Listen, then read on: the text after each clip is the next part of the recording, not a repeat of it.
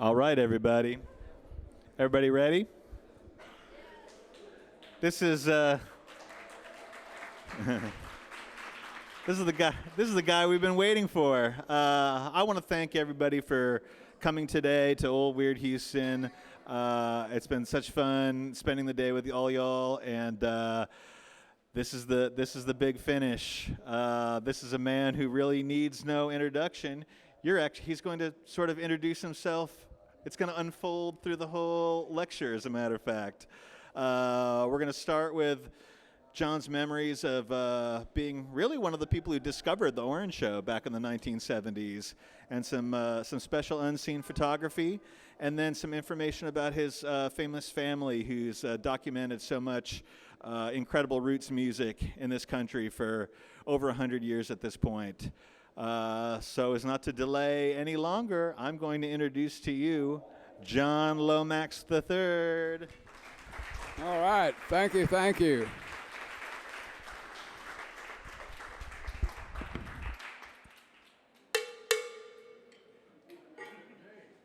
I joined the Musicians Union because I play the cowbell. All right, so we're going to start in 1969 or 70. I worked for Century Papers, which was right down the road here, about 2 or 3 blocks parallel to Munger. And my wife at the time, Bidey Lomax, Julia Plummer Taylor Lomax, would come and pick me up, and we'd go have lunch, usually sit at a little table, and there was some woods nearby. And she stumbled on this, so she found it before I did, and then she brought me over, and so we would just sit around and talk and look at it. And Jeff McKissick, the designer, was always ready and happy to show what was in the process of creating. Bear in mind, this was probably 8 years before he went on and opened it in 1979. So we're going to start with some,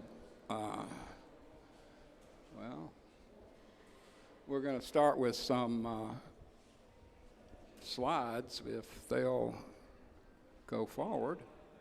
Okay. This is my brother Joe, who was one of the board members for the Orange Show Foundation.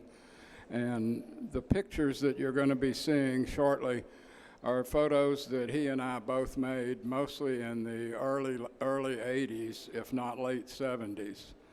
And, when we first saw the Orange Show, we were just stunned. I mean, it was, as you can see, so if you haven't seen it, it's just so quirky and interesting and odd, and a very, very interesting and difficult thing. This man did this whole thing by himself. A lot of it was found materials. He had all these mosaic tiles and these little sayings, and of course he had the book, which is out here for sale, that was written in 1960, that says how you can live to 100 and still be spry. And if you haven't seen it, this is what it looks like.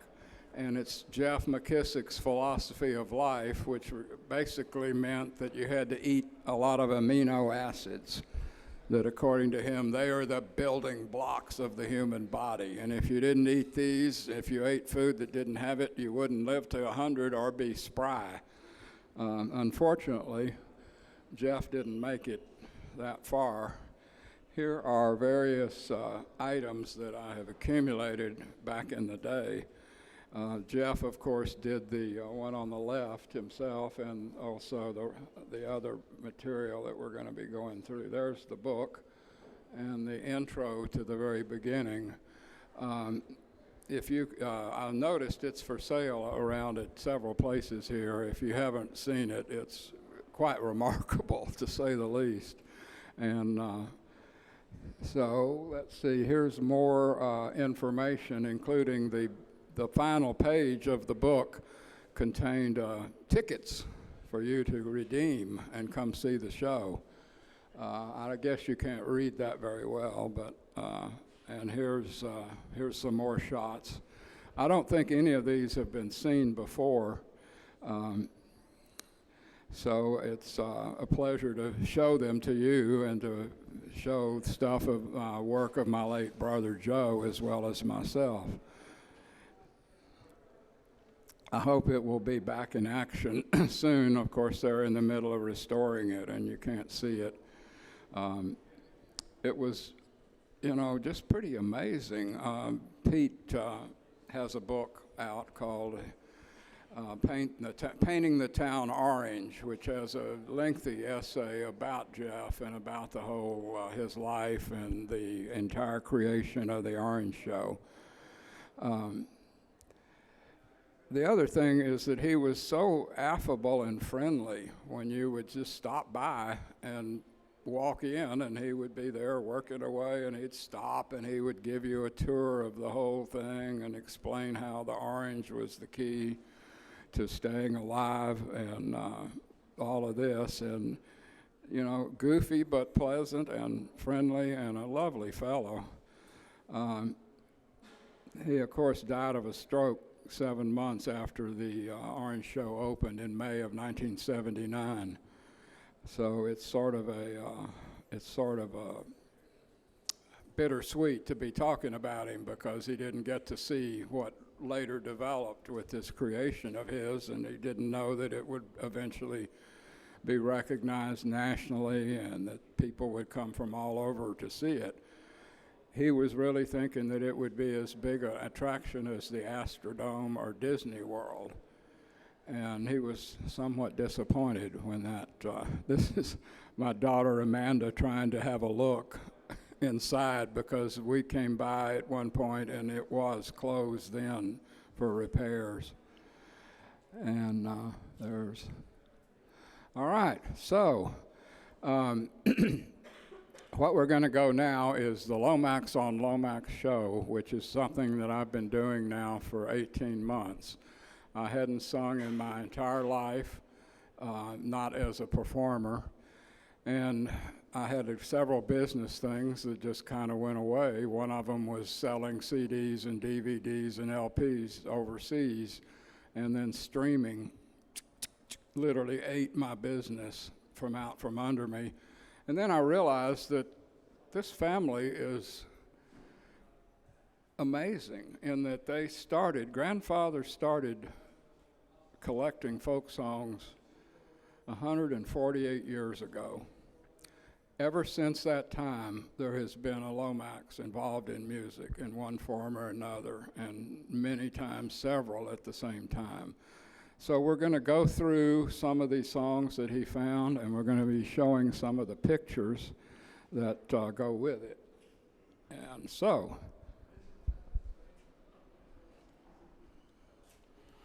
it happened in Jacksboro, boys, in the year of 73, when a man by the name of Krigo came stepping up to me. Says, how do you do, young fellow, and how would you like to go and spend one summer pleasantly on the range of the buffalo? It's me being out of employment, boys. To Mr. Krigo I did say, this going out on the buffalo range, well, it depends upon the pay. If you will pay good wages, pay transportation too, I think, sir, I will go with you to the range of the buffalo. Yes, I will pay good wages, this old Krigo he did say, provided that you'll go with me and stay the summer through. But if you should go homesick, come back to Jacksboro. I will not pay your transportation from the range of the buffalo. It's now our outfit is complete, 7 able-bodied men. With Navy 6 and needle guns, our troubles did begin. Pease River is salty as hellfire, the water I could never go, and engines watch to pick us off on the range of the buffalo. Our food it was buffalo hump on iron wedge bread, and all we had to sleep on was a buffalo robe for a bed. The fleas and graybacks worked on us, so boys, they are not slow. I'd say there's no worse hell on earth than the range of the buffalo. The season being ended, this old Krigo, he did say, that we had been extravagant. We're in debt to him that day. Oh, we coaxed him and we begged him, but still it was no go. We left old Krigo's bones to bleach on the range of the buffalo. And now we've crossed Pease River, boys, and homeward we are bound. No more in that hell-fired country will ever we be found. Go back to our wives and sweethearts, tell others not to go. For God's forsaken the buffalo range and the damned old buffalo.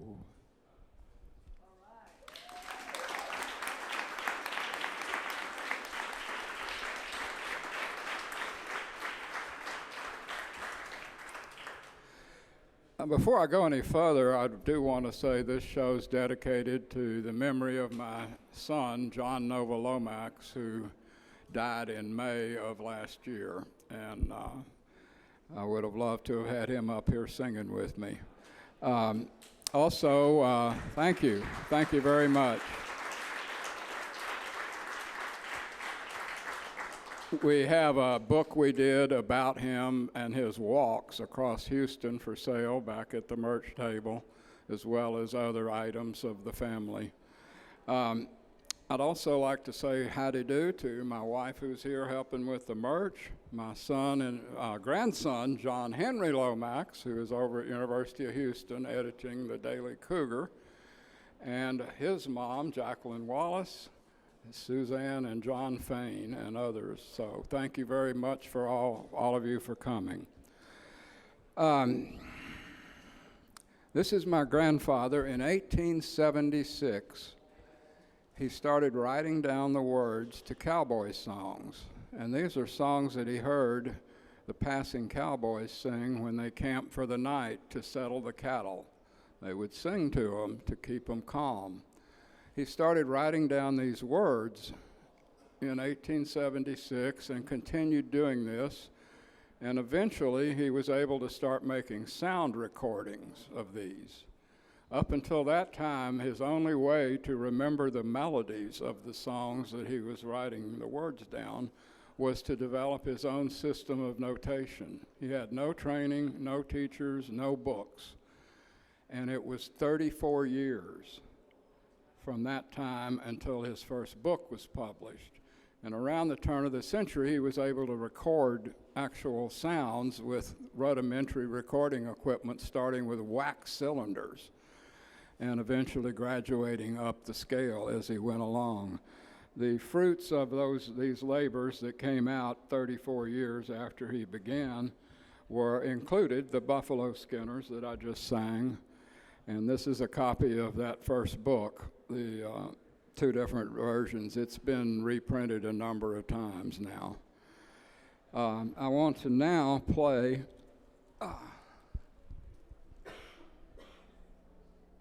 Yippee-ki-yi-yo, Get Along Little Doggies is one of the great cowboy songs, considered by many to be the most beautiful, certainly by Rose Trevanthan, the gypsy singer, from whom my father found the song in 1908 in Fort Worth. As I walked out one morning for pleasure, I spied a cowpuncher a-riding along. His hat was throwed back and his spurs was a-jingling as he approached me a-singing this song. Whoopie-tie-yi-yo, get along, you little dogies.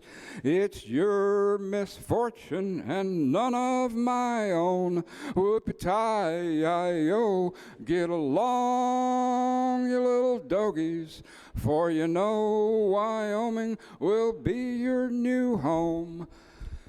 Early in the spring we round up the dogies, mark them and brand them and bob off their tails. Round up the horses, load up the chuck wagon, and throw them dogies out on the trail. And it's whooping and yelling and driving them dogies. Oh, how I wish you would go on. It's whooping and yelling and punching them dogies, for you know Wyoming will be your new home. Early in the spring, we round up the, your mother, she is raised way down in Texas, where the Jimson weed and the sandburrs grow. Now we'll fill you up on prickly pear and cola, so you'll be ready for the trail to Idaho, or you'll be soup for Uncle Sam's Injuns. It's beef, beef, beef, I hear them cry. Get along, get along, get along, you little dogies, for you'll be beef steers by and by. Whoopie-tie-yi-yo, get along, you little dogies.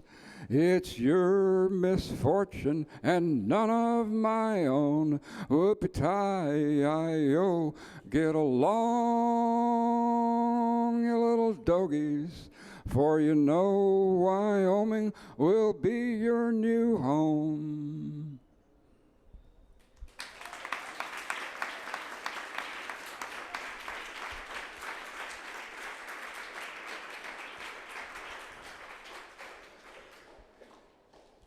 Now, remember, all of these songs could have been lost. They could have been lost forever had grandfather not taken the time and trouble to start writing them down in the 1870s, 80s, and 90s, and the first 10 years of the last century. This is another one it's been recorded by a number of country artists, also known as the Cowboy's Lament. Last night as I lay on the prairie and looked up at the stars in the sky, I wondered if ever a cowboy would drift to that sweet by and by. Ah, the road to that bright, happy region is a dim, narrow trail, so they say, but the broad one that leads to perdition is posted and blazed all the way. Roll on, roll on, roll on, little dogies, roll on, roll on, roll on, roll on, roll on, little dogies, roll on. Well, they say he will never forget you. He knows every action and look. So for safety's sake, better get branded. Get your name in his big tally book. They say there will be a great roundup where cowboys like dogies will stand to be cut by the riders of judgment who are posted and know every brand. Ah, they tell of another great owner who's never o'erstocked, so they say, but he always makes room for the sinner who drifts from the straight and narrow way. Roll on, roll on, roll on, little dogies, roll on, roll on, roll on, roll on, roll on, little dogies, roll on.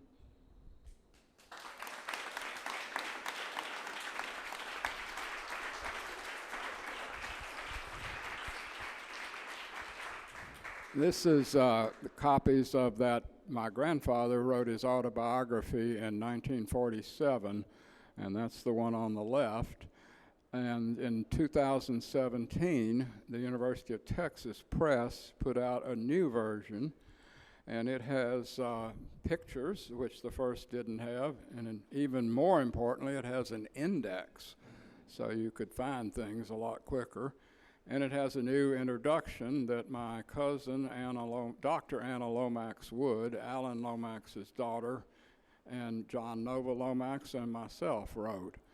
So that book is for sale at the merch table, as it should be. So now, all those songs were very well-known Western songs and known throughout the West and Southwest.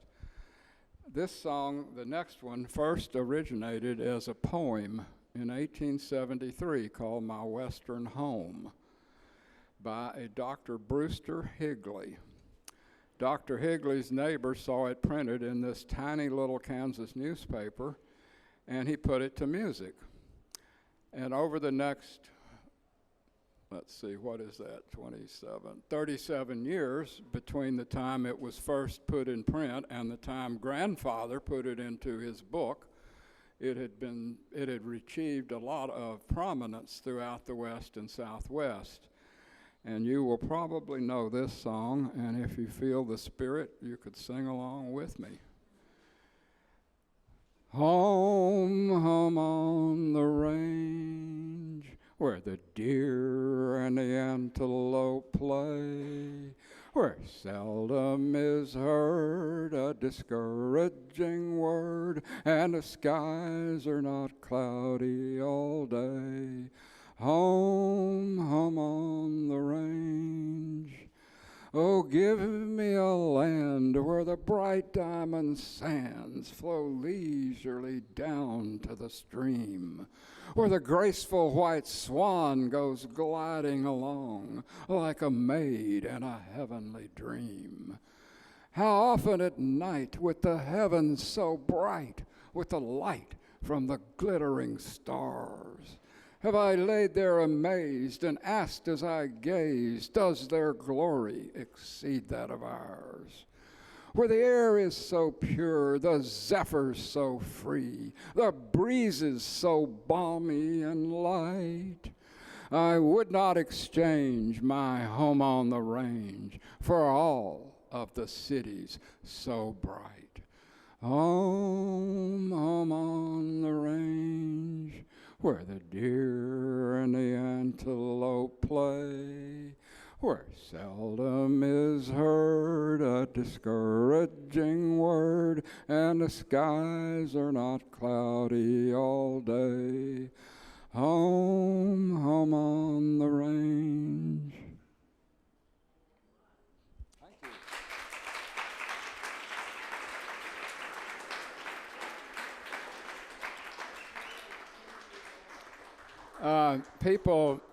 People ask, well, how did your grandfather make these recordings? This was right around the turn of the last century.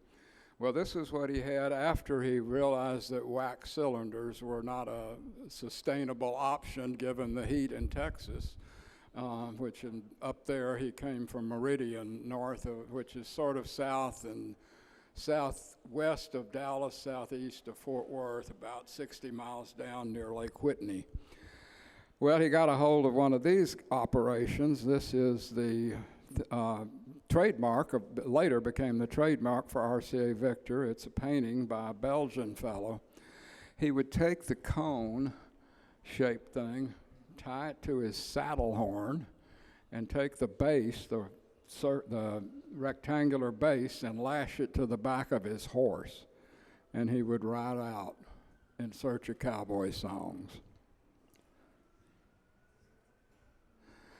By 1933 and 34, he had enlisted his son, Alan, who was then 18 years old, to go and embark on a trip that my father, John A. Lomax Jr., organized, which gave them wound up being a 10,000-mile journey throughout the American South, collecting folk songs and all kinds of songs, because by this time my grandfather had moved from simply recording cowboy songs to recording whatever he could find that he thought the American people would want to hear down the road. So he recorded children's play party games, church services, prison laments, maritime songs, whatever he could find, even personal narratives where people would think they were talking to the president, because by golly, my grandfather and uncle were operating under the auspices of the Library of Congress. By then, they were the honorary curators of that. They were equipped with a Model A Ford and a 390-pound recording machine in the trunk, and all the aluminum discs, which they recorded direct to disc long before that became fashionable. This was the book that first came from that trip, American Ballads and Folk Songs, in 1935. And then, when they were in Angola prison in Louisiana, they came across a fellow who claimed to be the king of the 12-string guitar. He was in prison for assault with intent to commit murder. He had previously served time in a Texas prison for murder. When he got out, the family, Alan and John, moved him up to New York, got him a record deal, got him a publishing deal, later, posthumously, but they did get him a radio show, and Alan had a national radio show by that time, and they got him hooked up with a publisher, the Richmond organization, which at the time was the folk publisher in the world. And then posthumously, they got him affiliated with BMI, so he was able to get paid. A black musician in the 40s and 50s getting paid for his work, other than somebody like Duke Ellington, was very, very difficult and rare. This is probably the best album that you can still find of Leadbelly's, and it has most all of the songs that are best known that he created. So, whoops, we got a different, well, let's not worry about that right now. I'm going to sing a different one called Ain't No More Cane on This Brazos. Ain't no more cane on this Brazos, Lord, Lord, Lord. All done been ground into molasses. Lord, Lord, Lord. You oughta been on this river in 1904. Lord, Lord, Lord. You'd find a dead man on every turn row. Lord, Lord, Lord. Don't you drive me, Captain, like you did poor Shine. Lord, Lord, Lord. Drove that bully till he went stone blind. Lord, Lord, Lord. You oughta been on this river in 1909. Lord, Lord, Lord. They was whipping the bullies up and down the line. Lord, Lord, Lord. You oughta been on this river in 1910. Lord, Lord, Lord. They was whipping the women like they whip the men. Lord, Lord, Lord. Ain't no more cane on this Brazos. Lord, Lord, Lord. all done been ground into molasses. Lord, Lord, Lord. When I was a little bitty baby, my mama would rock me in the cradle in them old cotton fields back home. It was down in Louisiana, just about a mile from Texarkana, in them old cotton fields back home. It may sound a little bit funny, but we never made very much money in them old cotton fields back home.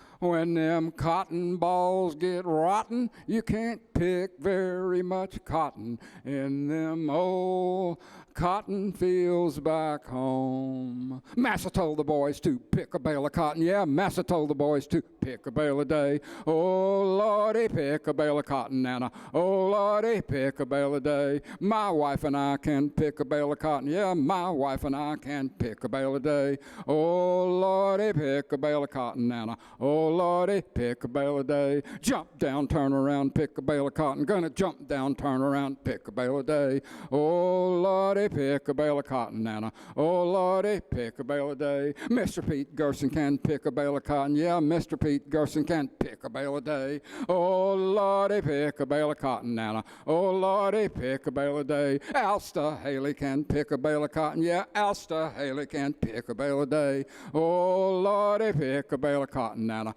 Oh, Lordy, pick a bale a day. Pick a bale, pick a bale, pick a bale of cotton. Gonna pick a bale, pick a bale, pick a bale a day. Pick a bale, pick a bale, pick a bale of cotton. Gonna pick a bale, pick a bale, pick a bale a day.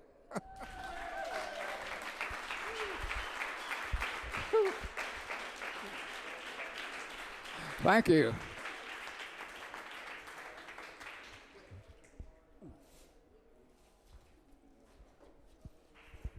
Thank you. Thank you very much.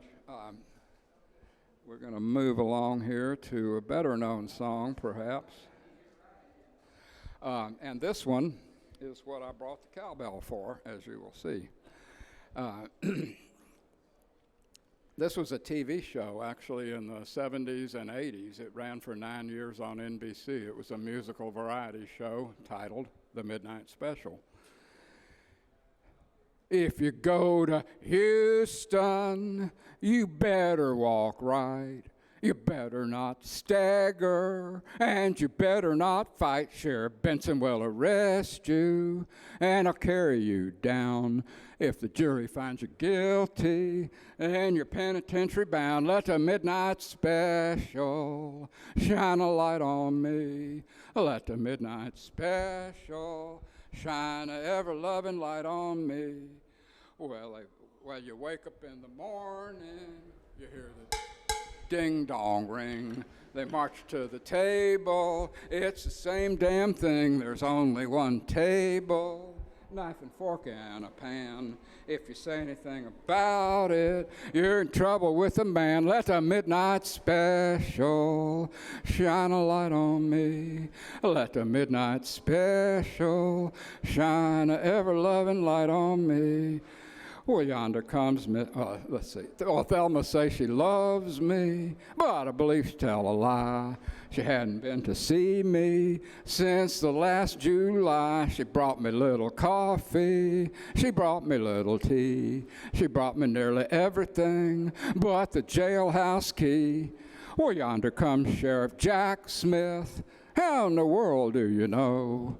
I can tell him by his big hat and it's 44, if you're wondering why a deputy's traveling through this land. I heard him tell the trustee, I'm the transfer man. Let the midnight special shine a light on me. Let the midnight special shine an ever-loving light on me.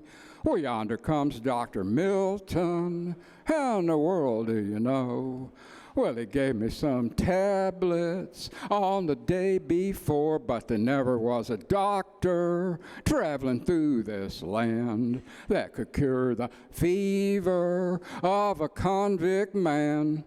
Well, yonder comes a little Rosie. How in the world do you know? I can tell her by her apron and the dress she wore, umbrella on her shoulder, pardon paper in her hand. She come to tell the trustee, turn loose of my man, let the midnight special shine a light on me. Let the midnight special shine a ever-loving light on me, ever-loving light on me, ever-loving light on me.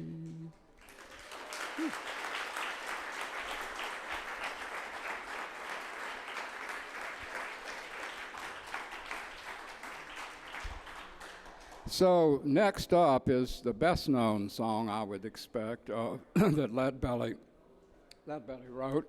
You probably can't read that, but it's the Billboard chart, and it shows that the Irene, Goodnight Irene, was the #1 song in the country for 13 weeks in 1950. That was longer. That's 3 months. And this is Billboard, not some jockey someplace somewhere.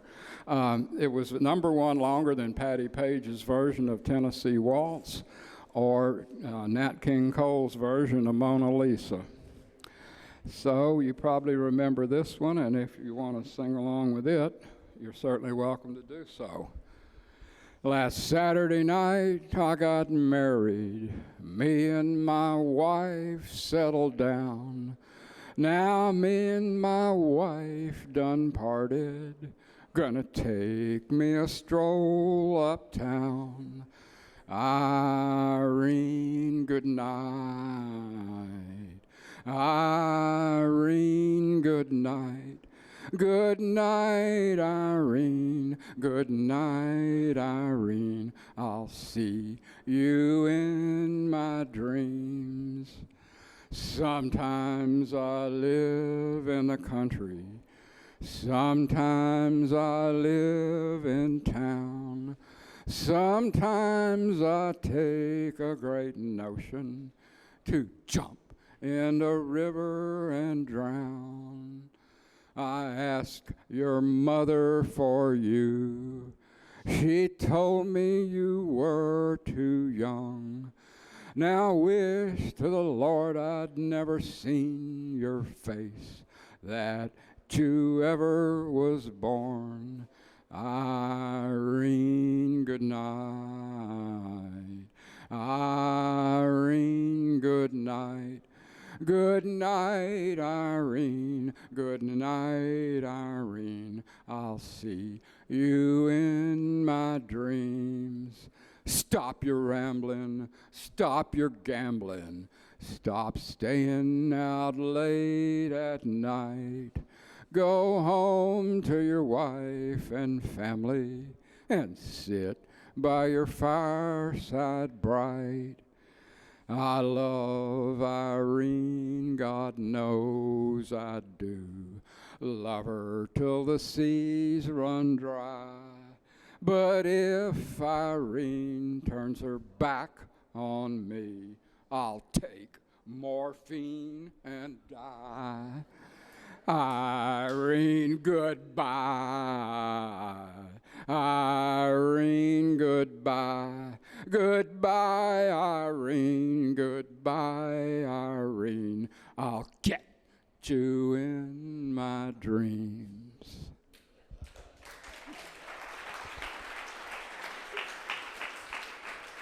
Thank you. Thank you so much.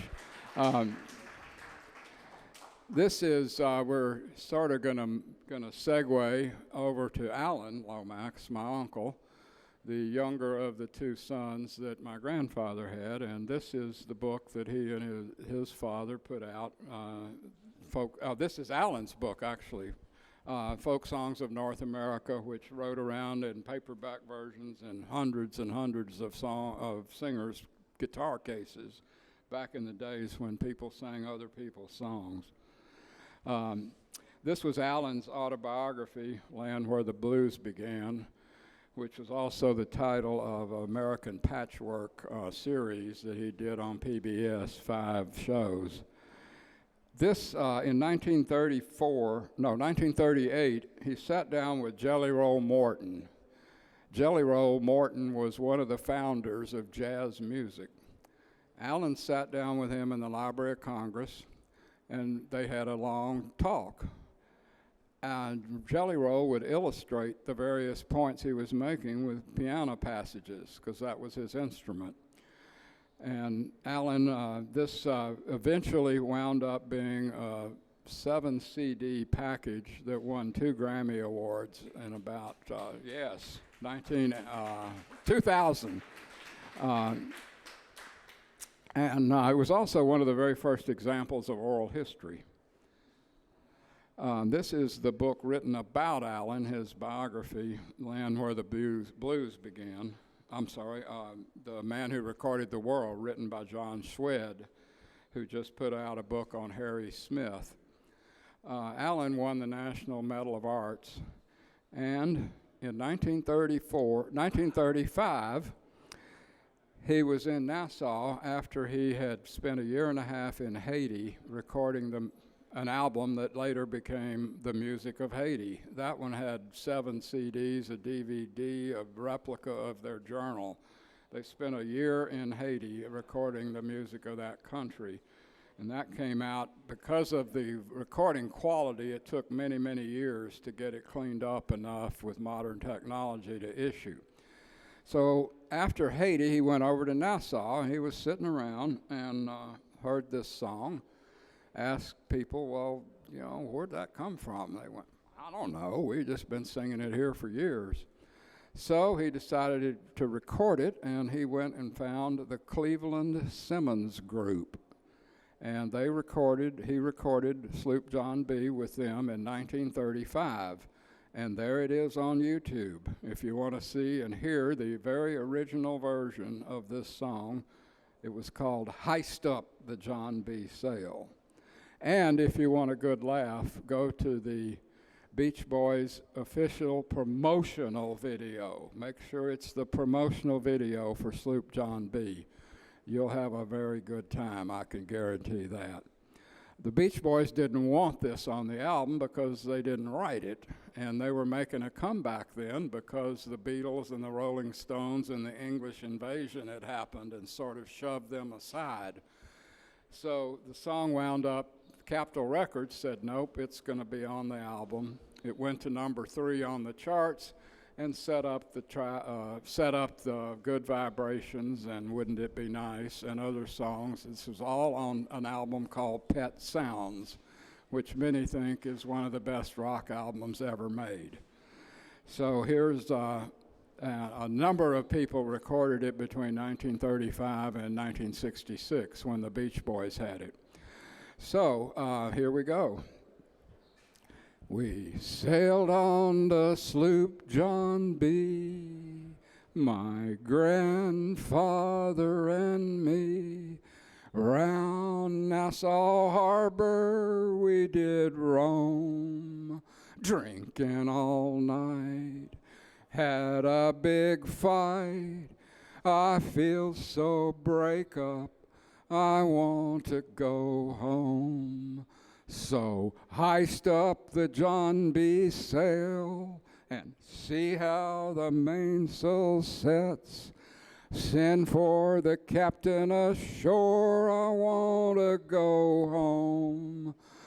Please let me go home, I want to go home.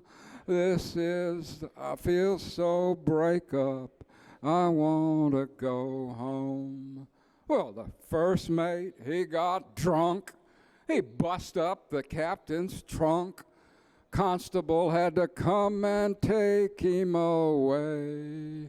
Sheriff John Stone, please leave me alone. I feel so break up, I want to go home. Well, the cook, he got fits. He threw out all of the grits, and he went and ate up all of the corn. I want to go home. Please let me go home. This is the worship since I ever been born. So heist up the John B. sail And see how the mainsail sets. Send for the captain ashore. I want to go home. Please let me go home. I want to go home. This is the worst trip that I've ever been on.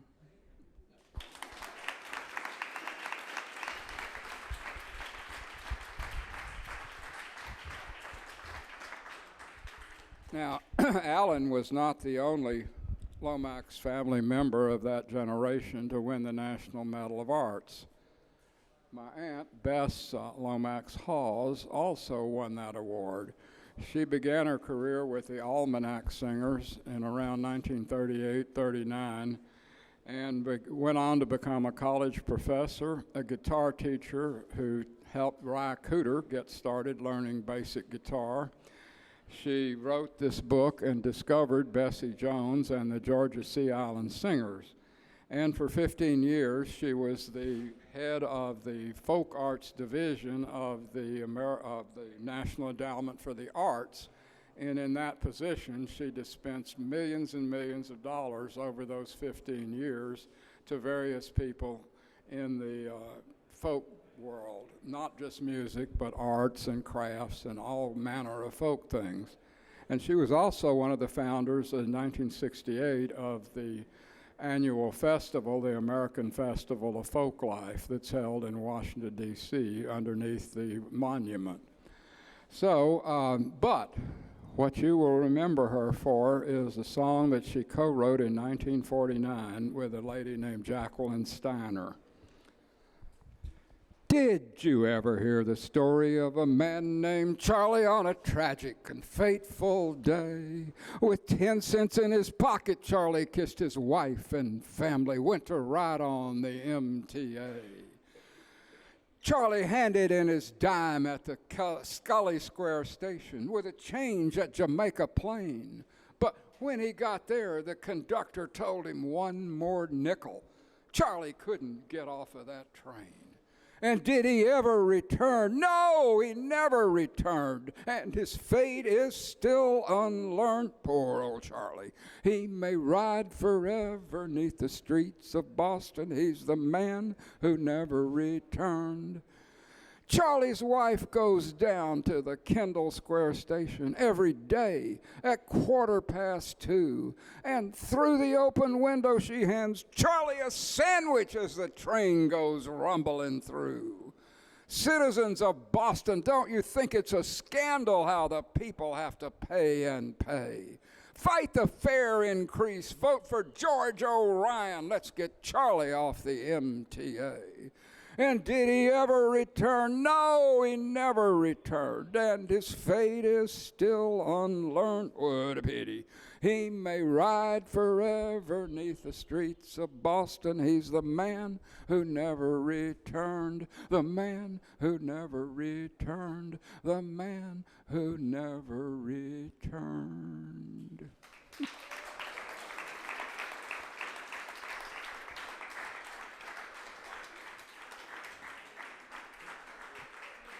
And the MTA difficulties continue in Boston, and this song gets brought up every time they have problems, which is quite often. I don't know if Charlie's still there or not, but the Kingston Trio made a huge hit from this song in 1959. All right. Oops, I'm not sure what this is. All right, now we're going to kind of do some shout-outs for other Lomax family members. Altogether, there are 52 books, hundreds and hundreds of magazine articles, and hundreds of albums that the family has contributed to. The slide I just passed up is Dr. Anna Lomax Wood, who put out her latest book 2 years ago.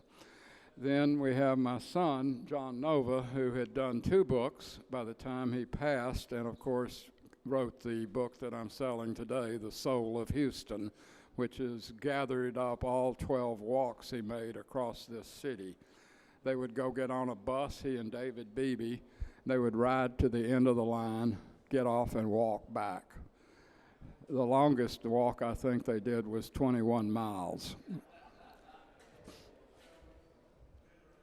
This is Bess Lomax Hall's daughter, Naomi Bishop, who has written with her husband 2 books about their adventures in Nepal in a very, very remote village. And at one point they studied primate behavior and later came back and studied a village, a remote village there, published 2 books.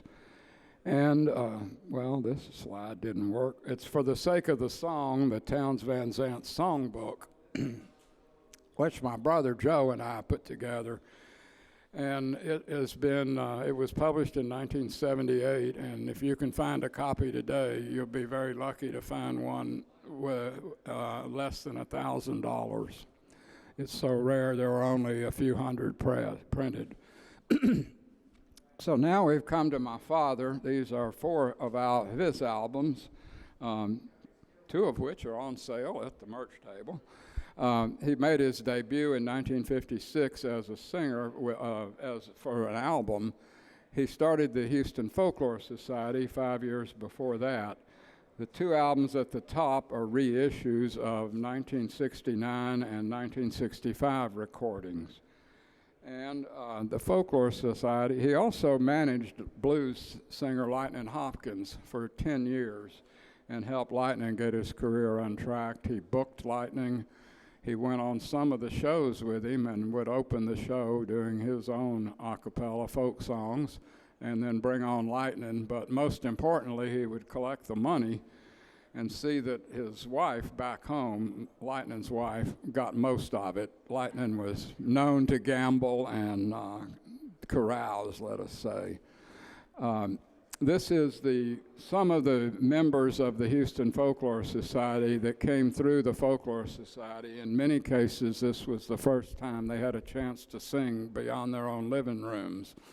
I don't know how well you can read the list, but it was Guy Clark, Steve Earle, Lucinda Williams, Nancy Griffith, Shake Russell, Richard Dobson, just a ton of them that came through and started with the Houston Folklore Society and in many cases went on to greater fame and glory. So now we come to the oldest song that I sing. It was first in a book in Scotland in 1547. It was, so I figure it had to have existed for some time before it was published in a book in Scotland. And the publishing, of course, was just barely 100 years after, less than 100 years after Gutenberg invented the printing press. So you can imagine they were probably somewhat selective in the songs they chose. Now, in American Ballads and Folk Songs in 1935, it was the first time this song was published in the United States. And in that book, it has 35 verses. Yes, 35 verses. But, hey, don't worry. I have edited this down to some degree. But I have not edited, my version is 18 verses. But I did not brutally edit this song as badly as Bruce Springsteen did. When he recorded it, it only had 9 verses, and he left out all the endings. I mean, and notice I say endings, because there's more than one. So you can do the math here. Bruce Springsteen, 9 verses. Me, John Lomax III, 18 verses. So it's just plain as day that when it comes to this song, I'm twice as good as the boss. Yeah. Froggy went a-courtin' and he did ride, Froggy went a-courtin' and he did ride, sword and a pistol by his side, He rode right up to Miss Mousie's door, He rode right up to Miss Mousie's door, knocked 3 times, gave out a roar, He marched right in, took her on his knee, He marched right in, took her on his knee, said, Miss Mousie, will you marry me? Uh-huh, uh-huh, uh-huh. Well, not without my Uncle Rat's consent. Uh-huh, uh-huh. Without my Uncle Rat's consent, I wouldn't marry the president. Uh-huh, uh-huh, uh-huh. When Uncle Rat gave his consent, uh-huh, uh-huh. When Uncle Rat gave his consent, the weasel wrote the publishment. Uh-huh, uh-huh, uh-huh. And where shall the wedding supper be? Uh-huh, uh-huh. Where shall the wedding supper be? Way down yonder in a hollow tree. Uh-huh, uh-huh, uh-huh. And what shall the wedding supper be? Uh-huh, uh-huh. And what shall the wedding supper be? 2 blades of grass and a black-eyed pea. Uh-huh, uh-huh, uh-huh. First come in was a flying moth. Uh-huh, uh-huh. First come in was a flying moth. He laid out the tablecloth. Uh-huh, uh-huh, uh-huh. Next come in was a bumblebee. Uh-huh, uh-huh. Next come in was a bumblebee dancing a jig with a 2-legged flea. Uh-huh, uh-huh, uh-huh. Next come in was an old brown cow. Uh-huh, uh-huh. Next come in was an old brown cow, tried to dance but didn't know how. Uh-huh, uh-huh, uh-huh. Next come in was a little June bug. Uh-huh, uh-huh. Next come in was a little June bug, brought some whiskey in a jug. Uh-huh, uh-huh, uh-huh. Next come in was a little brown snake. Uh-huh, uh-huh. Next come in was a little brown snake, coiled himself round the wedding cake. Uh-huh, uh-huh, uh-huh. Now it gets weird. Next come in was a yaller dog. Uh-huh, uh-huh. Next come in was a yaller dog, chased Miss Mousie in a hollow log. Uh-huh, uh-huh, uh-huh. Next come in was an old tomcat. Uh-huh, uh-huh. Next come in was an old tomcat, ate Miss Mousie just like that. Uh-huh, uh-huh, uh-huh. Froggy, he went down in the lake. Uh-huh, uh-huh. Froggy, he went down in the lake. He got swallowed by a big black snake. Uh-huh, uh-huh, uh-huh. Big black snake crawled out on land. Uh-huh, uh-huh. Big black snake crawled out on land. He was killed by a nobleman. Uh-huh, uh-huh, uh-huh. Nobleman went off to France. Uh-huh, uh-huh. Nobleman went off to France. That's the end of my romance. Uh-huh, uh-huh, uh-huh. That's my story, 1, 2, 3. Uh-huh, uh-huh. That's my story, 1, 2, 3. The snake, the frog, and Miss Mousie. Uh-huh, uh-huh, uh-huh. There's my guitar on the shelf. Uh-huh, uh-huh. There's my guitar on the shelf. Want any more? Gotta sing it yourself. Uh-huh, uh-huh, uh-huh.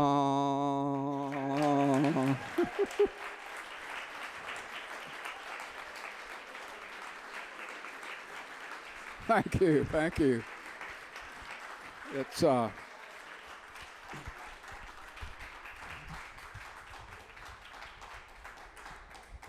you can hear the Seeger version, the Springsteen version on an album called The Seeger Sessions. All 9 verses.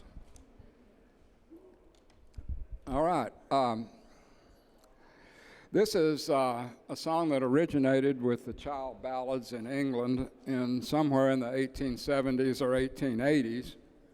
If you have your child ballad book handy, turn to child ballad number 276, and you can sing along with me on this one. I learned it from my dad, and it had a totally different title, which you will soon see why.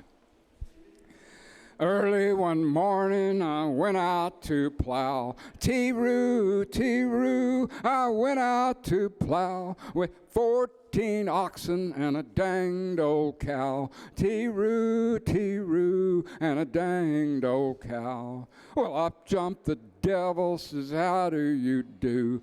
Tee-roo, says, how do you do? There's one in your number that I must have. Tee-roo, that I must have. Please don't take my oldest son. Tee-roo, my oldest son, for this work on a place that has to be done. Tee-roo, that has to be done. It's all I want, that old wife of yours. Tee-roo, that old wife of yours. Well, you can have her with all of my heart. Just promise me you'll quickly depart. Tee-roo, you'll quickly depart. Well, he carried her on about half of the road. Tee-roo, about half of the road. He says, oh, woman, you're a hell of a load. Tee-roo, a hell of a load. Well, he carried her on to the old devil's door. Tee-roo, to the old devil's door. Up jumped the little devil with ball and chain. She swung out her foot and kicked out his brains. Tee-roo, she kicked out his brains. 9 little devils went climbing the wall. Tee-roo, went climbing the wall, saying, take her back, Pappy, she'll murder us all. Tee-roo, she'll murder us all. Early next morning, I peeped through the crack. Tee-roo, I peeped through the crack. I spied the old devil dragging her back. Tee-roo, he's bringing her back.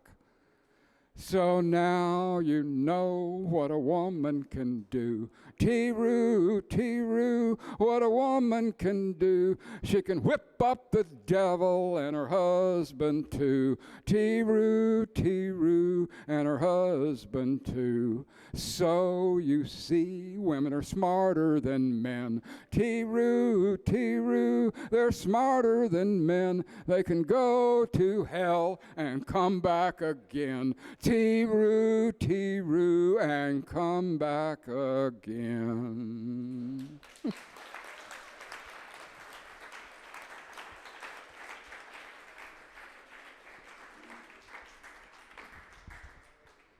My father would always introduce this song, which, by the way, was on an Elvis album cut in 1970 and not released until 2020.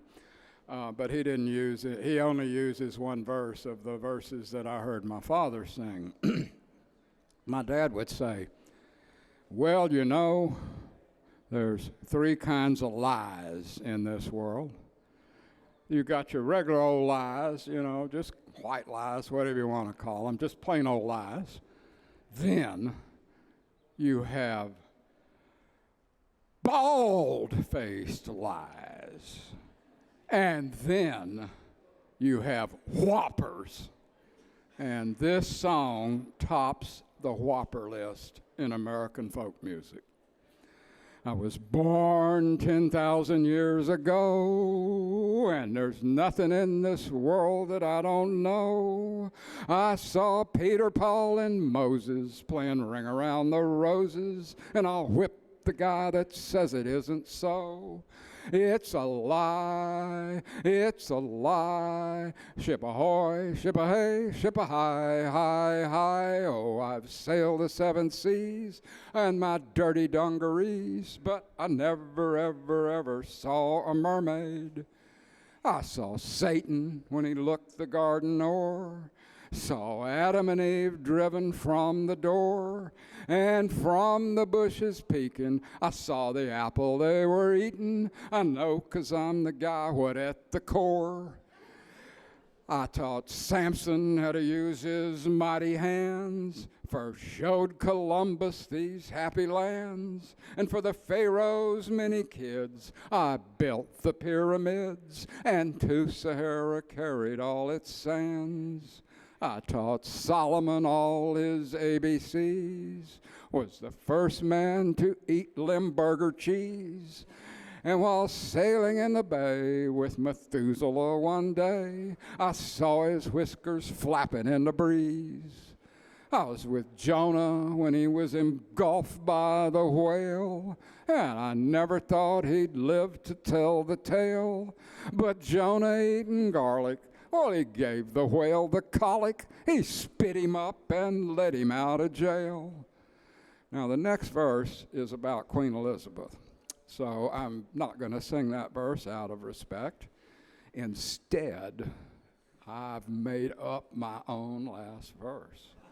And you people are among the very first in the entire universe to hear this last verse. So I hope you're ready, because if you're not, tough. I'm going to sing it anyway. I was married to Madonna secretly, but man, that gal was way too much for me. So I went 10,000 miles down under, found some heavy metal thunder, and brought back the band AC/DC. Highway to hell, highway to hell. Dirty deeds done dirt cheap. Dirty deeds done dirt cheap. It's a lie, it's a lie. Ship ahoy, ship a-hey, ship a-high, high, high. Oh, I've sailed the 7 seas in my dirty dungarees, but I never, ever, ever saw a mermaid.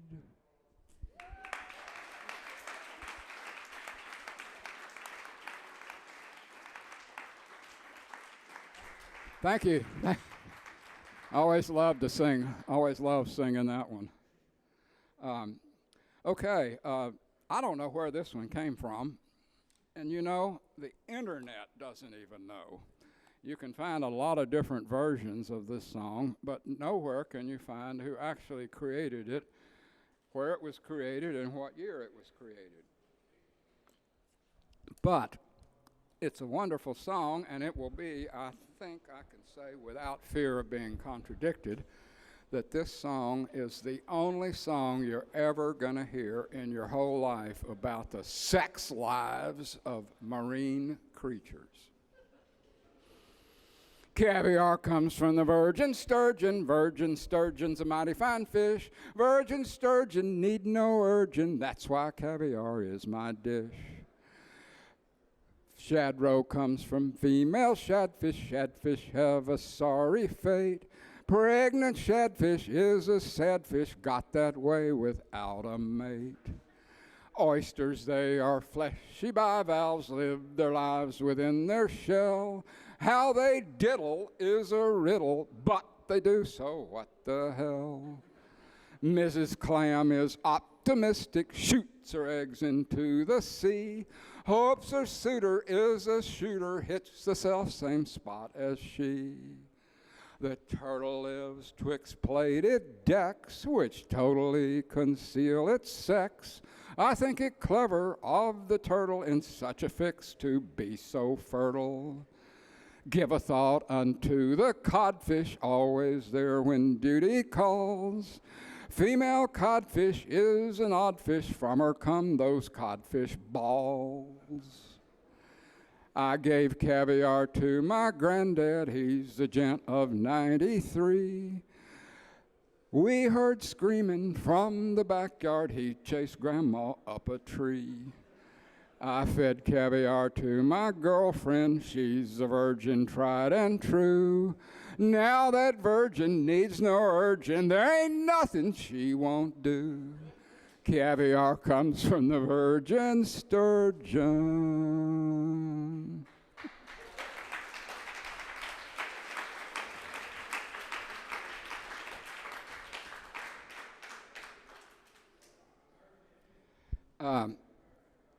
I got one more, and then we're going to close up shop, and we will have our merch table open, of course. But I want to close with, I usually close my shows with a song by Ed McCurdy in 1950 called Last Night I Had the Strangest Dream, which was one of the best anti-war songs that's ever been written. It's the official song of the Peace Corps and so on and so forth. But because on March the 8th, I performed in Fort Worth, Texas for Hometowns Fest, which had to do with Townes Van Zandt, who was born in Fort Worth. His 80th birthday would have been March 7th. So I went to sing there, and I learned one song that I thought is a good song to close with. And it was written by Townes with Susanna Clark, and it is one of his songs that isn't all gloomy and doomy and depressed and all of that. So here we go. Well, I'm building a houseboat in heaven to sail those deep and holy seas. I'm building a houseboat in heaven, and it's welcome aboard, you sweet pea. Well, the bow, she is made of solid silver, and the hull, she is made of solid gold. Well, she ain't much along the lines of floating, but she's yours, babe, to have and to hold.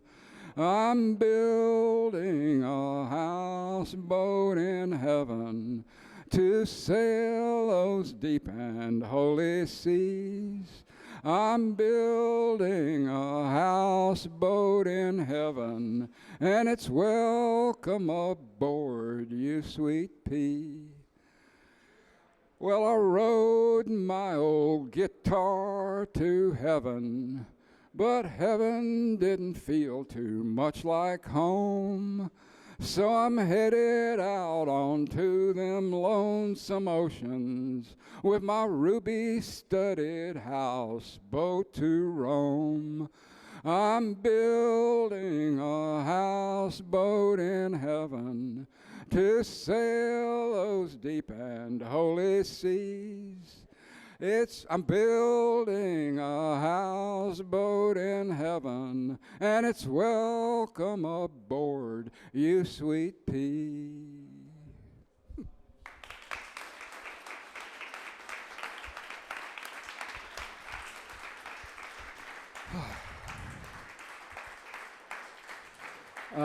Thank you so much. Thank you, Orange Show Foundation. Thank you, Pete Gershon, for putting me up here.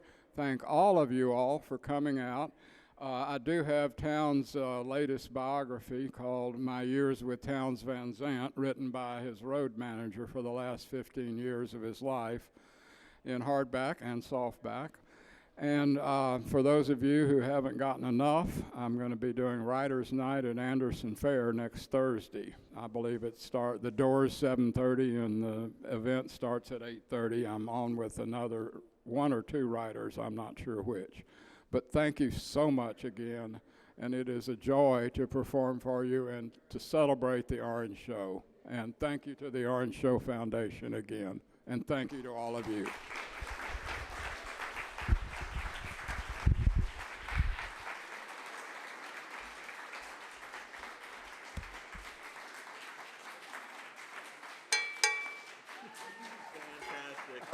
So good, man.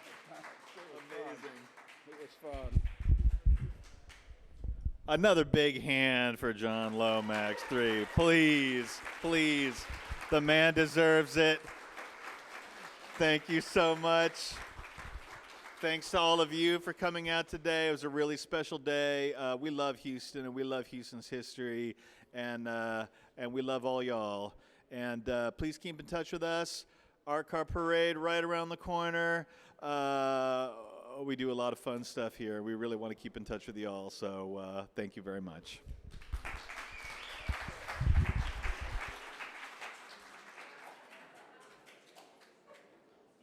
Can I help with anything? Maybe the tape deck. Yeah. And I think that's all. And this is yours? Oh, yeah, that too. That was so good. I